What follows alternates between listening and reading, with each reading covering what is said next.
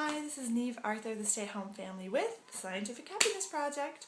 So today's episode I'm kind of excited about because we had a subscriber, listener question from Carol. And Carol asked, when you have trouble sitting down and not being kind of fidgety and not wanting to just jump up, and not kind of being able to focus your brain, how do you start meditating?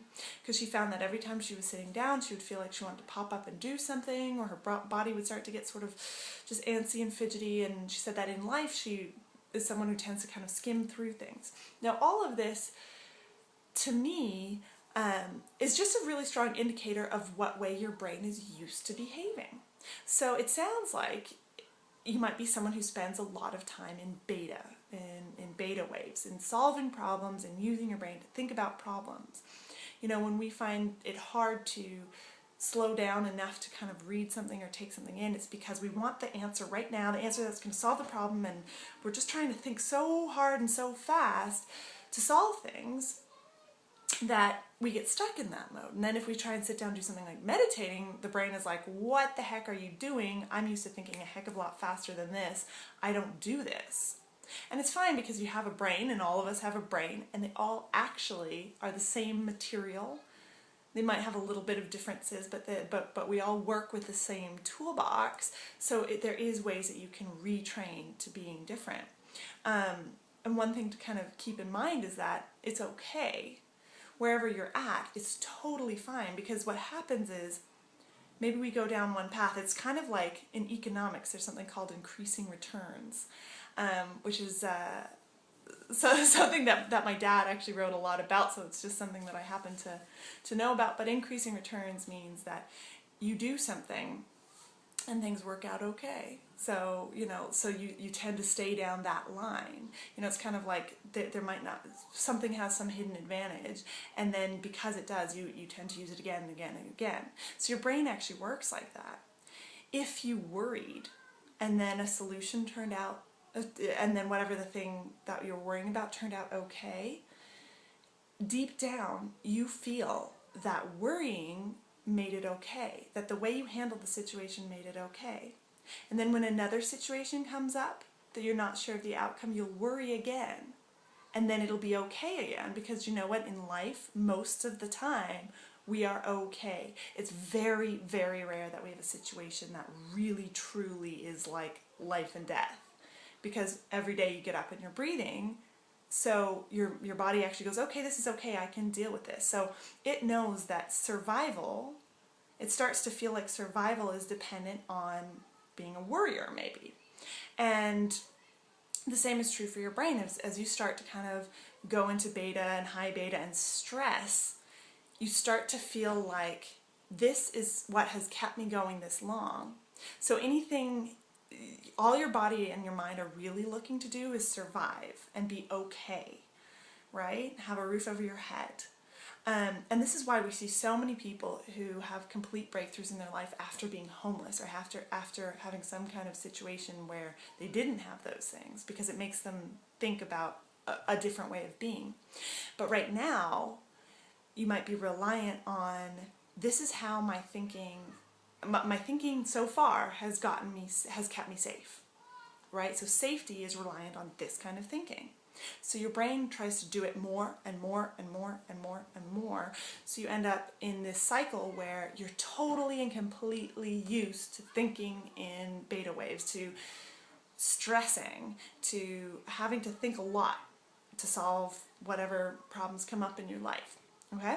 So then your brain is totally, completely used to this way of thinking, and you tell it to go into alpha state and to meditate, and it's like, what? That is not how we deal with stuff. I cannot slow down, because then things will not be okay. Because fast means things are okay, so slow must mean things are not okay. So, how can you deal with it? Well, there's actually a couple of ways that you can resolve this pretty easily. One, you can use that need for your brain to be focused on something in particular by using guided meditation. So guided meditation can help you kind of have some little bit of stimulus that your brain can kind of latch onto, so it's not just totally in a sea, in a world of its own, allowed to kind of run rampant. Now guided meditation can only do so much, because you will kind of lose focus on it if it feels like it's too slow, or if it feels like it's calming you down, which is what it will do.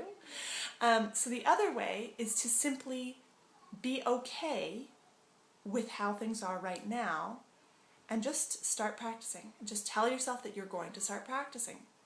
So that means setting a timer, sitting down and closing your eyes and attempting to meditate and being okay with whatever happens in those 5 minutes or whatever it is. So you set your timer for 5 minutes and you say, for this long, I'm going to do my best to meditate.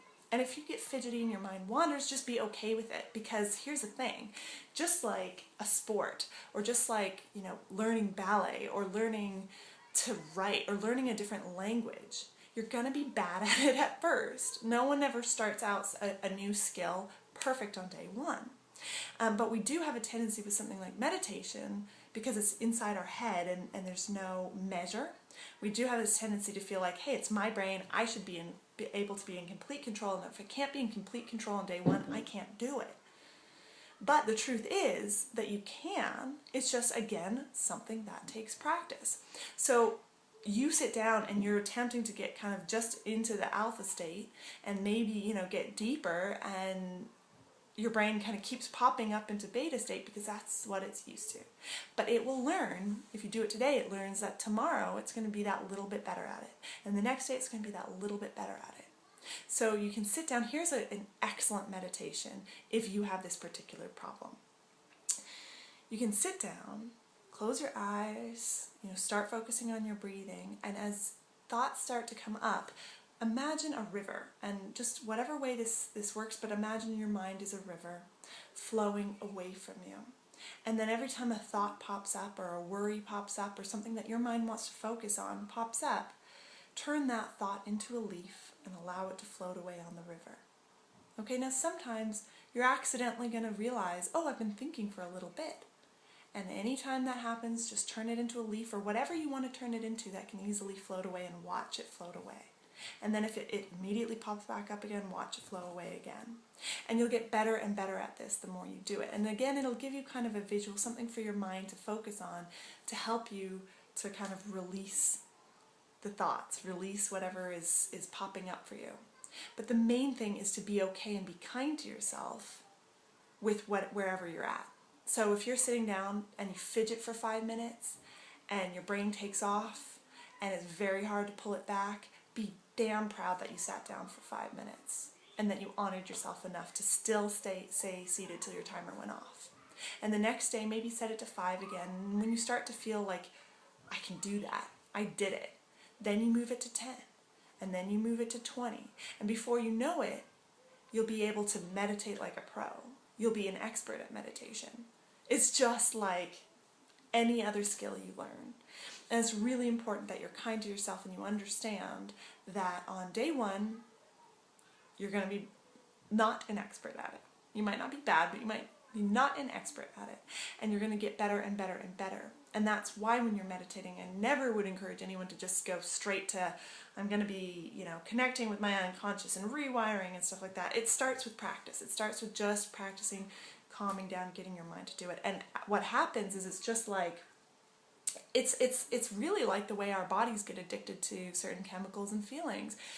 You will start to chemically alter. You will start to alter the way your mind works, and it will realize that it has to adapt. And we have these wonderful adaptable minds and bodies and spirits where we can say, now I'm a meditator, and your body will catch up and your mind will catch up. It might just take a couple days instead of being able to sit down and feel like you can do it right now. So I hope this has been helpful for all you viewers out there. Thank you, Carol, for supplying the question that prompted this very long video, but I really do understand what it's like to feel like, oh my gosh, I can't control my mind at all. And you just have to understand that you have the same tool that everyone else has. You have your own skills and your own resources and your own thoughts and your own wiring, but you do have a brain that is capable of every type of brain state. And so that means that with practice, you can achieve it and you can do it. So I love you guys. Please subscribe to the YouTube channel and like the Facebook page, and I will see you in the next video.